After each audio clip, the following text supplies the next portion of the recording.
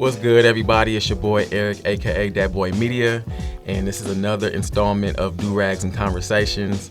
I have the great pleasure of interviewing a friend of mine that I've known for many years, and I'm so blessed and appreciative to have her in the studio in Berkeley, 94.1 KPFA radio, and we're gonna have some hot cocoa, as you can see, and some conversation. And she's a female creative. She's a painter, a drawer, and she's really dope at what she does. And I just had to get her on this segment because, I'm a fan of the art. So, this is the segment, Durags and Conversations. Respect, not respect. Respect, like Birdman. the creativity. Black female creatives. Welcome on, Miss Angela Douglas. Thank you. It's a pleasure to be here. I'm just so juiced and everything. I'm just telling everybody yo, I'm about to meet up with my boy Eric and everything for this interview. And you doing this radio thing, that's dope. Thank you. I appreciate that. Yes. Absolutely. So I'm gonna do like I did my first episode. I'm gonna let the guests introduce themselves. So what would you like the world to know about Miss Angela Douglas? Well, I'm a resident of Richmond, and I've been doing art. Well, it's actually an accident with this painting thing, because I started last year, and I've been drawing actually since I was 6 years old, but I didn't really take it serious. I'd been doing doodling and everything. And I remember them PB days. I remember one time in high school, this boy named Gucci, we used to all call him Gucci and everything, and we did a drawing match and everything, and it was just funny because we were just going back and forth because my nickname, which is Twinkie. Right. So he had the jokes about it and everything. I had jokes about Gucci Mane. And you gonna have to tell me who this person is off camera. Oh yeah. Oh yeah. I mean, I remember in school and in class and everything, we used to go back and forth because he was like, Twinkie's this, Twinkie that, and I'm like, okay, Gucci. And the only reason why we called him Gucci is because he always said Gucci.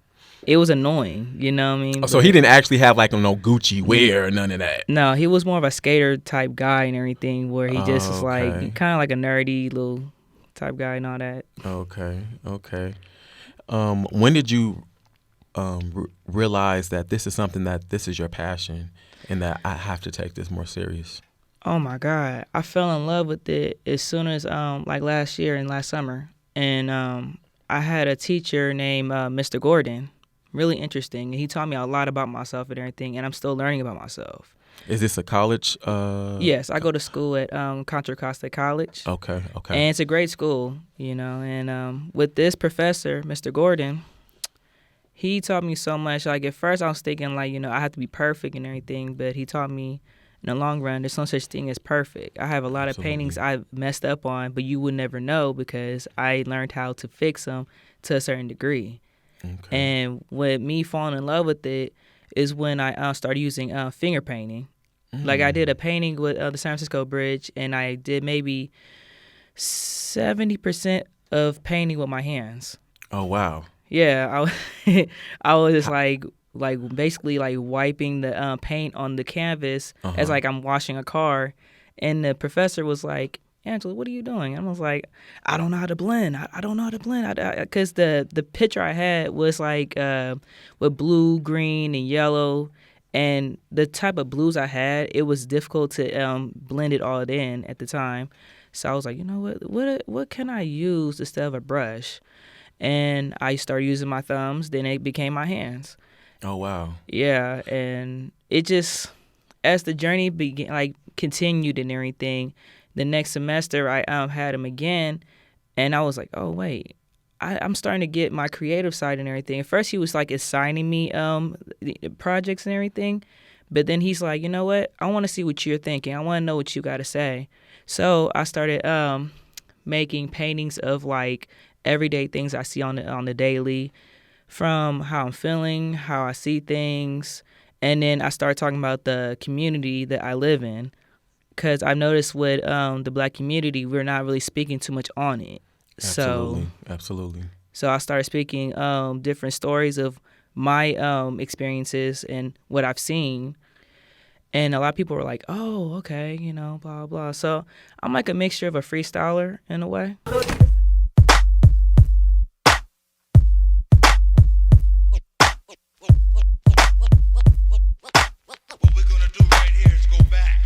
Yo, I really like that boy. I really like that boy. Whew, but check me out though. He wasn't good for me. Treated my mental and physical like he hood to me. He be leeching, taking all my energy, stealing every piece, a piece left within me. Can't you see within me? I'm tired of this bullshit, your bullshit, the seminar. You be trying to preach to my emotions. Ain't a token for you to think that you ain't got to earn this. I'll swerve this, I control this. Remember that you learned this from me. Actions speak louder than any damn thing you speak, you see. That's how you treat a real queen, a hood queen. It's blossom on the beat, just know I blossom when I speak. It's blossom on the beat, I blossom when I speak. And it's blossom on the, I blossom when I tell them. I really like that boy, I really like that boy, but check me out. Okay, sounds good. I've followed you on Instagram for quite some time, and I really, I like the Tupac drawing that you did. That was really a good one. And I like the, what was the other one that you did? I did a Malcolm X mix with it. Yeah, Now, I like that one too. That was really dope. What was the inspiration behind those? Are those like people that you kind of like look up to, or was something that you was just kind of like feeling at the moment? Yeah. You know, what's going on? What was going on at that particular moment when you did those particular paintings? Now, it's interesting you brought that painting up, because I had a friend who I was telling my idea about the painting. So basically, the idea of the painting came from an essay I wrote for my English class, and it was based off of police brutality. Okay. And I wrote the whole history of like the very, very beginning, before police had their names as police. You know, they went by slave watchers. Mm-hmm. And I was like, you know what? I kept thinking about it, and one day I had a dream about it, and I was like, yo, I gotta make this message out there and stuff. I gotta tell somebody. So I thought of like three ideas. Like, so the Kunta Kinte idea was basically the beginning of slave brutality, because the whole painting is based off of police brutality. So slave watchers right there, how police brutality started. Then Malcolm X. He was always talking about police brutality. He was telling how black people need to know their rights and know how to, you know, move with certain things, and how to prevent and how to deal with certain things when you get in contact with the police. And then with Tupac, he was an inspiration to young people in the early 90s and everything, and he's still a big impact to this day. And he was another victim of police brutality, where he was stopped in Oakland and everything for no reason. They beat him for no reason. They criticized him because of his name. These characters have nothing really in common, but they spoke on one truth. They spoke on one thing that all black people needed to know about. And that's what drew me to them. Like, I had a dream about all these three characters, and I was like, oh my God, I gotta draw this out. And then the whole painting, it's like, I threw everyone off. I'm not even gonna lie. Oh, like, for real? Yeah. People wasn't expecting that. Not even that. It's like the three characters I had, a slave, an activist, and I had a rapper on there. They were like, what do they have in common and everything? They have nothing in common. And I was like, you know what? I told them the whole breakdown, what I told you. Mm-hmm. And they're like, oh, wow, that's mind-blowing. I was like, yeah. So I feel like I just messed with people's minds with that one. And then with the background, I made it the African-American, mainly African flag. And with that flag, I put all the names of the victims that was, you know, killed or victims of police brutality. Wow. And with this painting, I'm not gonna lie, I was testing a lot of people, and a close friend of mine was saying, you know you're gonna be in trouble with this one, right? And a lot of people are gonna feel very sensitive about it. Some people may feel very against it. And who are these people? White people. Okay. And a lot of older people, like, maybe our grandparents' age, because Tupac has a tattoo on his stomach that says 50 ends, word, and it was an AK-47. And I didn't really peep that. I wasn't really thinking. I'm like, how I draw things and how I paint things, I draw what I see. I'm not going to hide the truth about what I see. So when I had an art show that came up a couple months ago and everything, I presented it. My mentor is like maybe in her 60s. And she, someone pointed it out that Tupac had a tattoo that had that word. And she's like, "Oh, I have to take this painting off the show and everything because this is too vulgar. This is too much and da da da da da." And I was like, "Excuse me?" And she told me how she felt.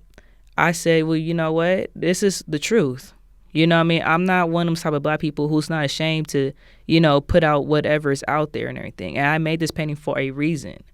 I want not just African Americans to know their history, but I want all people of color, including white people, to know where we came from. It doesn't matter if you get offended by it. It's the truth. If it wasn't for us, it wouldn't be America."